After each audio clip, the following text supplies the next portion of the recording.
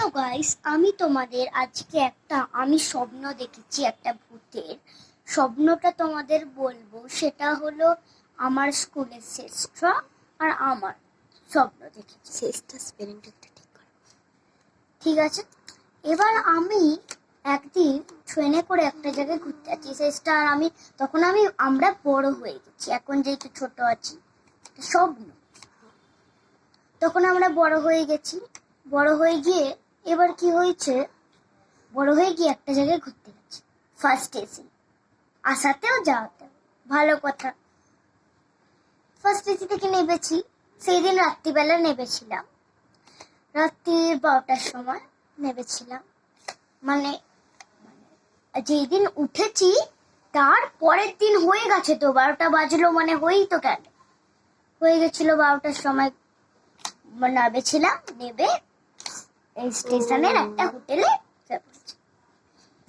স্টেশনের হোটেলে আমার একটা জিনিস অদ্ভুত লাগলো, বাথরুমটা প্রচুর বড় ছিল, ভালো। তাড়াতাড়ি বল, ভিডিওর টাইম শেষ হয়ে যাচ্ছে। ও, বাথরুমটা প্রচুর এরম ছিল, ভালো। তারপরে কি হচ্ছে, স্টোর রুম একটা বড় ছিল। স্টোর রুম একটা বড় ছিল।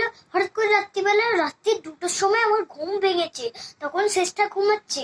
তারপরে দেখছি স্টোর রুম থেকে ঘট ঘট করে আওয়াজ হচ্ছে, আর কি একটা কাঁদছে, করে ভয় কাঁদছে। সে তো আমার খুব ভয় লাগছে। তারপরে আমি স্টোর রুমের দিকে এগিয়ে গেলাম। যেই স্টোর রুমের দিকে তালার দিকে হাত দিতে গেলাম, আমাদের চাবি দিয়ে দিয়েছিল, অমনি আমি অজ্ঞান হয়ে পড়ে গেলাম। তারপরে কি হয়েছে, সকালবেলা উঠে দেখছি পুলিশ ডেকেছে।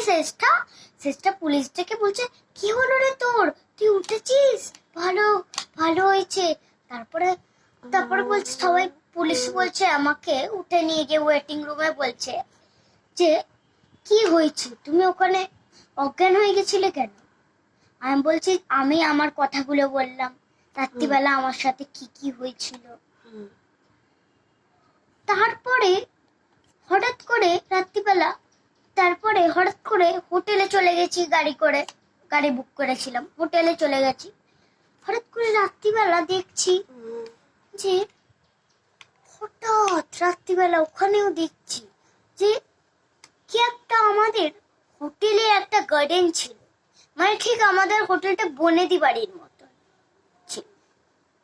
হোটেলে একটা গার্ডেন ছিল গোল মাঝখানে, ওইখানে দেখছি যে কি একটা এরম ভাবে বসে, মানে মুখটাই দেখা যাচ্ছে না, মানে কত অব্দি চুল দাঁড়ান দেখাচ্ছি, এত অব্দি চুল, মানে পুরো মুখটা পুরো ঢাকা পড়ে গেছে, এরকম ভাবে বসে করে কাঁদছে, গায়ে কাটা, সাদা ফ্রক পরে,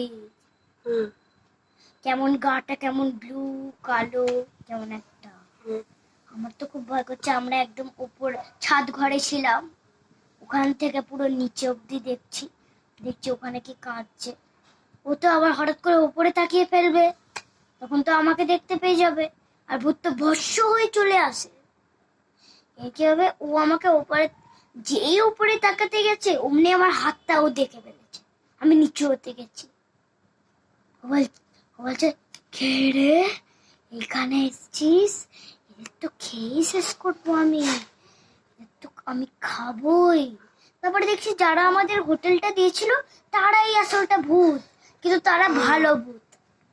তারা বলছে, এই শত্রুটা, তুই আমাদের হোটেলে বিপদ ঘটাতে এসেছিস, যা এখান থেকে পালা। তারপরে গঙ্গা জল নিয়ে এসে যেই ওর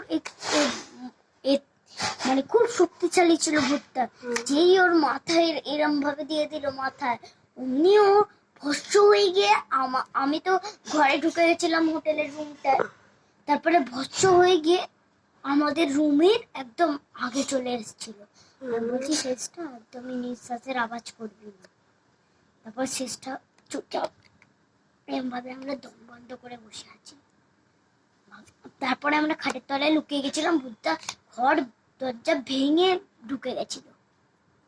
দরজা ভেঙে ঢুকে গিয়ে তারপরে আমি বললাম, আমাদের খুব সাহস, কিচ্ছু করিস না। আমার কাছে একটা ঠাকুরের ব্রেসলেট ছিল, সেটাকে এরকম করে পড়তে লাগলাম, এরকম করে আর একটা লাঠি নিয়েছিলাম, যেই আমি দরজার পেছনেই লুকিয়েছিলাম, যেই ও এলো তারপরে ওর পেছন থেকে আমি অ্যাটাক করলাম ওকে, বন্দুক এক হাতে, লাঠি এক হাতে, আর ব্রেসলেটটা হাতে পড়ে।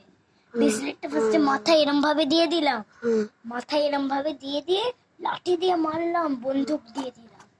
তারপরে বললো আ আ আ হুম, হুম। এরম কেমন একটা করছিল ভেতরটা,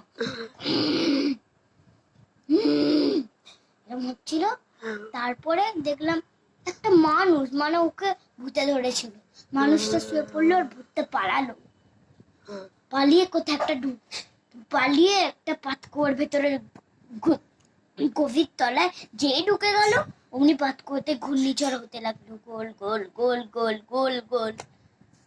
আর একদিন তার সঙ্গেই দেখছিলাম নিচে পাতকুয়ো, একদম তার সঙ্গেই দেখছিলাম একটা ছেলে পাতকুয়োতে জল তুলতে এসছে, তাকে নিয়ে ঢুকে গেল। গল্প শেষ হয়ে গেল। আবার টাটা বাই বাই গাইস।